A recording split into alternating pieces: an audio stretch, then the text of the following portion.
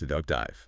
So if you feel like, I don't know, the world around you is just speeding up, Right. but your organization is still kind of stuck in third gear, you are absolutely experiencing the core conflict of our current moment. Yeah, that's a great way to put it. I mean, technology is advancing exponentially. Think Moore's Law, but on steroids. Mm-hmm. While organizations, the structures, the planning, the culture, they just change linearly. Step by step. Exactly. And that friction, that gap, is causing this profound discomfort pretty much across every sector. Mm-hmm. Which I think brings us to the core question for this deep dive. When you're faced with this rapid, disruptive AI innovation, what do you do? Do you default to comfort? Cling to the old certain Or ways? do you grab the tools? Or you grab the tools, embrace the chaos, and just leap? And that resistance to the leap, it's all psychological, isn't it? It is. I mean, as the leadership thinkers James Belasco and Ralph Steyer observed, change is so hard because we consistently overestimate the value of what we have right now. And underestimate what we might gain. Fundamentally underestimate what we could gain by just letting go of that perceived security. So our mission today is really to cut through that resistance. Okay. We're going to navigate this necessary shift from, let's call it organizational inertia, to strategic agility, focusing right on AI adoption, and maybe most critically, the mindset you need to actually deal with reality. Especially when that reality is accelerating every single quarter. Exactly. And that reality, it really starts with the money. I mean, we are witnessing an investment gold rush. Okay. Google's CEO, Sundar Pichai, called the current growth of AI investment an extraordinary moment. But, and this goes to your point about complexity, he also warned that there's definitely an element of irrationality here. So the AI bubble concern is real. It's very real, and it's crucial to separate that investment hype from the underlying utility. Because whether the bubble inflates or pops, the technology itself, it's crossed a chasm.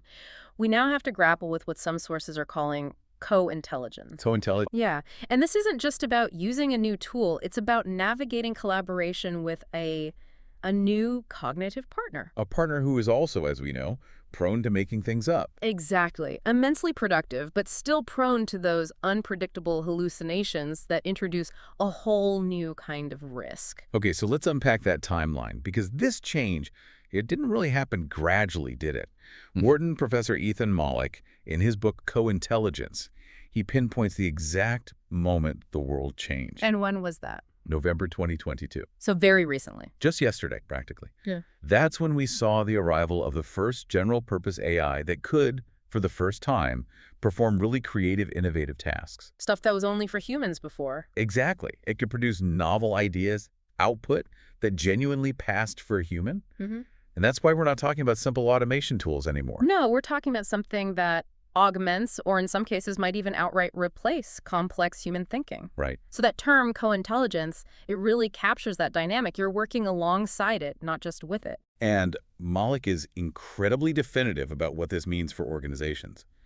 He basically argues there is no real choice here. You can't just ignore it. You can't. He says you must engage with AI as a coworker, a co-teacher, and a coach. Putting your head in the sand is not an option.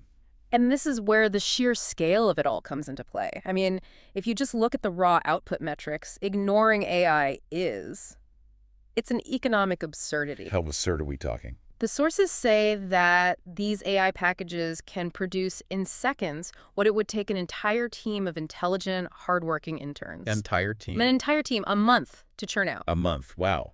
That's a staggering comparison. It is. And if you ignore that capability, the source material just calls it Luddite-level foolishness. Luddite level. I like that. Yeah, and to make that really tangible, imagine you're running a firm, right? And you hire this incredibly sharp thinker, let's say someone with a new MBA from Strathmore, the Harvard of Kenya. Okay. Top talent. Top talent. They have this immense analytical problem-solving potential. Your immediate instinct, your fiduciary duty, would be to put them on your biggest, most complex strategic problem. Of course. You wouldn't waste them. You wouldn't sit them in a corner and tell them to stick to filing. You'd be actively destroying value by sidelining that kind of talent. Precisely. That analogy really does drive home the economic imperative here. So, okay, the challenge isn't if we adopt AI, it's how. How do we harness this enormous creative power without losing our unique human identity, or maybe more importantly, getting derailed by those hallucinations or just bad outputs. Exactly. And that's the critical distinction. How do we make sure this idea of failing forward doesn't just become failing wildly when the co-intelligence itself is prone to error? Right. The answer is process. The ultimate goal is timeless. AI must be applied to the fundamental business task of creating and capturing value.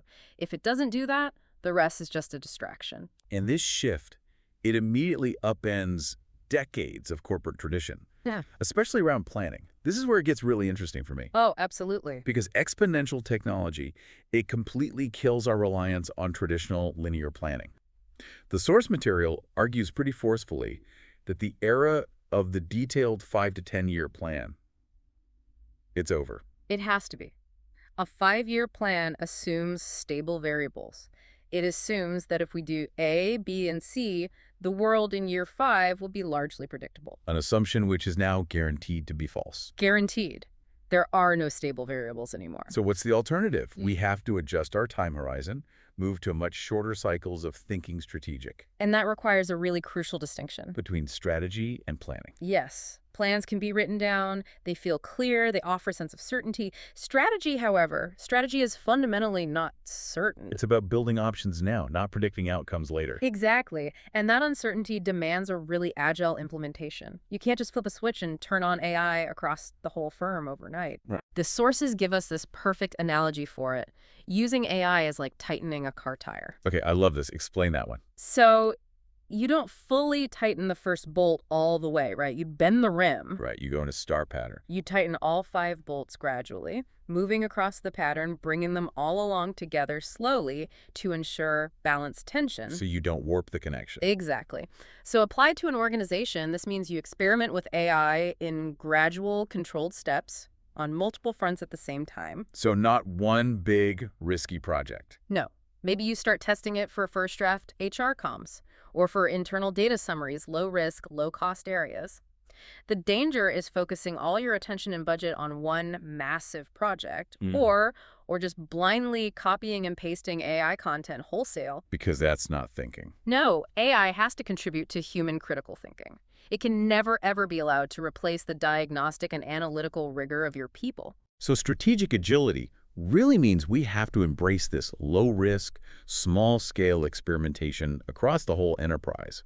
And with all the global uncertainty, we need test strategies with, what, low-cost, minimal downside. And a low risk of catastrophic failure. And the mindset around that failure.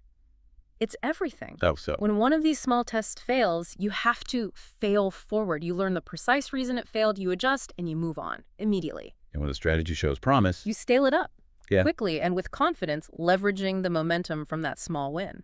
this blend of creative problem solving, which is, diagnostic and analytical and genuine out-of-the-box thinking, that's the cornerstone of strategy creation today. It has to be. But if agility is the answer, we have to look at the human element that just stops agility cold, A mindset block. the mindset block, Oh. which brings us to the most difficult part of change, fighting reality. We can implement all the agile systems in the world, buy all the new tools, but if our minds resist, we go nowhere.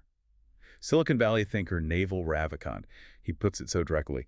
He says, part of making effective decisions boils down to dealing with reality. And our human tendency is the exact opposite. We fight reality. We cling to our corporate comfort zones, the familiar processes, the established hierarchy, the things that just reinforce what we already believe about the world. And the discomfort only sets in when the real world, this exponential world, violently collides with that safe, linear, internal model we've built for ourselves. And that resistance is what makes change so agonizing. It's what makes us so vulnerable to being outmaneuvered. So what's the antidote?